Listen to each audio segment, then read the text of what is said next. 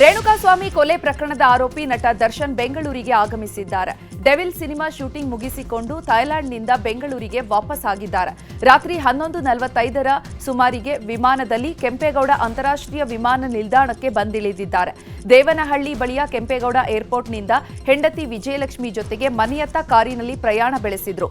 ದರ್ಶನ್ ಮತ್ತು ಹೆಂಡತಿ ವಿಜಯಲಕ್ಷ್ಮಿ ಜೊತೆಗೆ ಪ್ರಯಾಣ ಬೆಳೆಸಿದ್ದು ನಟ ಧನ್ವೀರ್ ಬೇರೆ ಕಾರಿನಲ್ಲಿ ಬೆಂಗಳೂರಿಗೆ ಬಂದರು.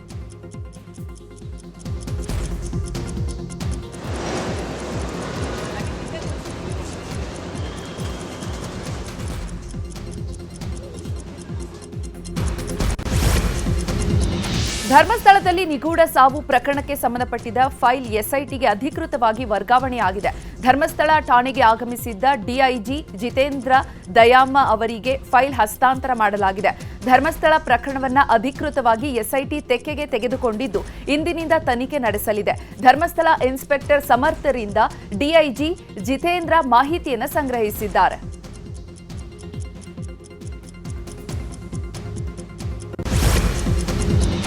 ಉತ್ತರ ಕನ್ನಡ ಜಿಲ್ಲೆಯಲ್ಲಿ ಮಳೆ ಅಬ್ಬರಿಸ್ತಾ ಇದೆ. ಭಾರೀ ಮಳೆಯ ಹಿನ್ನೆಲೆ ಕರಾವಳಿ ಭಾಗದ 5 ತಾಲೂಕಿನ ಶಾಲೆ, ಅಂಗನವಾಡಿ, ಕಾಲೇಜುಗಳಿಗೆ ರಜೆ ಘೋಷಣೆ ಮಾಡಲಾಗಿದೆ.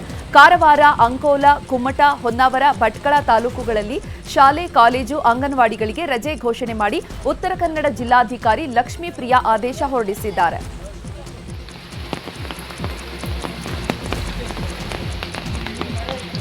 ಉತ್ತರ ಕನ್ನಡ ಜಿಲ್ಲೆಯಲ್ಲಿ ನಿರಂತರವಾಗಿ ಬೀಳ್ತಾ ಇರೋ ಮಳೆಗೆ ಗುಂಡಬಾಳ ನದಿ, ಬಾಸ್ಕೇರಿ ನದಿ ಅಪಾಯದ ಮಟ್ಟವನ್ನು ಮೀರಿ ಹರಿತಾ ಇವೆ. ಮನೆಗಳಿಗೆಲ್ಲ ನೀರು ನುಗ್ಗಿ ಜಲಾವೃತವಾಗಿದ್ದು ಜನರ ಬದುಕು ಮೂರಬಟ್ಟೆಯಾಗಿದೆ. ಹೀಗಾಗಿ ಪ್ರವಾಹದಿಂದ ತತ್ತರಿಸಿದ ಹೊನ್ನಾವರ ಭಾಗದ ಜನರನ್ನ ಕಾಳಜಿ ಕೇಂದ್ರಕ್ಕೆ ಸ್ಥಳಾಂತರ ಮಾಡಲಾಗಿದೆ.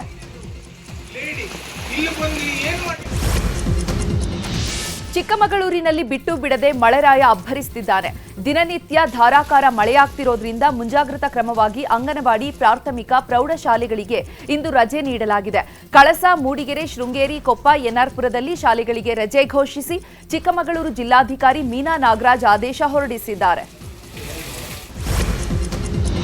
ಇಂದು ಹಾಸನ ಜಿಲ್ಲೆಯಲ್ಲಿ ಕಾಂಗ್ರೆಸ್ ಸರ್ಕಾರದ ಸಾಧನಾ ಸಮಾವೇಶ ನಡೆಯಲಿದೆ. ಅರಸೀಕೆರೆ ತಾಲೂಕಿನಲ್ಲಿ ವಿವಿಧ ಕಾಮಗಾರಿಗಳಿಗೆ ಶಂಕುಸ್ಥಾಪನೆ, ಹಲವು ಕಾಮಗಾರಿಗಳ ಉದ್ಘಾಟನೆಯಾಗಲಿದೆ. ಕಾರ್ಯಕ್ರಮದಲ್ಲಿ ಸಿಎಂ, ಡಿಸಿಎಂ ಸೇರಿದಂತೆ ಹಲವು ಸಚಿವರು ಭಾಗಿಯಾಗಲಿದ್ದಾರೆ. ಅರಸೀಕೆರೆ ತಾಲೂಕು ಕ್ರೀಡಾಂಗಣದಲ್ಲಿ ಕಾರ್ಯಕ್ರಮ ಆಯೋಜನೆ ಮಾಡಲಾಗಿದ್ದು ಕ್ಷೇತ್ರದ 50,000ಕ್ಕೂ ಹೆಚ್ಚು ಜನರು ಸೇರುವ ನಿರೀಕ್ಷೆ ಇದೆ. ಅರಸೀಕೆರೆ ಕ್ಷೇತ್ರ ಒಂದರಲ್ಲೇ 100 ಕೋಟಿ ಅಭಿವೃದ್ಧಿ ಕಾಮಗಾರಿಗಳಿಗೆ ಚಾಲನೆ ಸಿಗಲಿದೆ.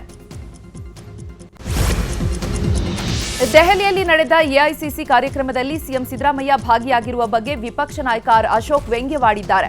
ಕಾಂಗ್ರೆಸ್ನವರು ಏನು ಬೇಕಾದರೂ ಮಾಡಲಿ, ಆದರೆ ಸಿದ್ದರಾಮಯ್ಯ ಅವರು ಔಟ್ ಗೋಯಿಂಗ್ ಸಿಎಂ ಎಂದಿದ್ದಾರೆ. ಇನ್ನು ಕುರ್ಚಿಗಾಗಿ ಸಿಎಂ, ಡಿಸಿಎಂ ಜಗಳ ಆಡ್ತಿದ್ದಾರೆ. ಆ ಜಗಳ ಬಿಡಿಸಿದ್ರೆ ಸಾಕು, ಇದಕ್ಕಿಂತ ದೊಡ್ಡ ಸಾಧನೆ ಬೇರೇನೂ ಇಲ್ಲ ಅಂದಿದ್ದಾರೆ. ಇನ್ನು ಮೋದಿ ವಿರುದ್ಧ ಕಾಂಗ್ರೆಸ್ ನಾಯಕರ ಟೀಕೆ ವಿಚಾರವಾಗಿ ಮಾತನಾಡಿ, ಕಾಂಗ್ರೆಸ್ನವರಿಗೆ ಮೋದಿಯನ್ನ ಎದುರಿಸೋಕೆ ಆಗ್ತಾ ಇಲ್ಲ, ಚುನಾವಣೆ ಗೆಲ್ಲೋಕೆ ಆಗ್ತಾ ಇಲ್ಲ, ಹೀಗಾಗಿ ಪರೋಕ್ಷವಾಗಿ ಮೋದಿಯನ್ನ ತೆಗಳ್ತಿದ್ದಾರೆ ಅಂತ ಟೀಕಿಸಿದ್ದಾರೆ. ಲೋಕಸಭೆ ಚುನಾವಣೆಯಲ್ಲಿ ಅಕ್ರಮ ನಡೆದಿದೆ ಅನ್ನೋ ರಾಹುಲ್ ಗಾಂಧಿ ಆರೋಪದ ಬಗ್ಗೆ ವಿಪಕ್ಷ ನಾಯಕ ಆರ್ ಅಶೋಕ್ ಪ್ರತಿಕ್ರಿಯೆ ನೀಡಿದ್ದು, ಯಾರ ಸರ್ಕಾರ ಇದೆ, ಇಲ್ಲಿ ಅಧಿಕಾರದಲ್ಲಿ ಇದ್ದಿದ್ದು ಯಾರು? ಅವರು ತಾನೇ ಲಂಚ ತಗೊಂಡು ಪೋಸ್ಟಿಂಗ್ ಕೊಟ್ಟಿರೋದು. ಅಕ್ರಮ ಆದ್ರೆ ನೀವೇ ಕಾರಣ ತಾನೆ. ಸಾಕ್ಷಿ ಇದ್ರೆ ನಿಮ್ಮ ಸರ್ಕಾರ ಮಾಡಿದ್ದೇ ತಪ್ಪು. ಅಧಿಕಾರಿಗಳನ್ನ ಯಾರು ಹಾಕಿದ್ದಾರೆ? ಎಲ್ಲ ಇಲಾಖೆಯಲ್ಲಿ ಬದಲಾವಣೆ ಮಾಡಿದ್ದೀರಿ ಅಂತ ಟೀಕಿಸಿದ್ದಾರೆ.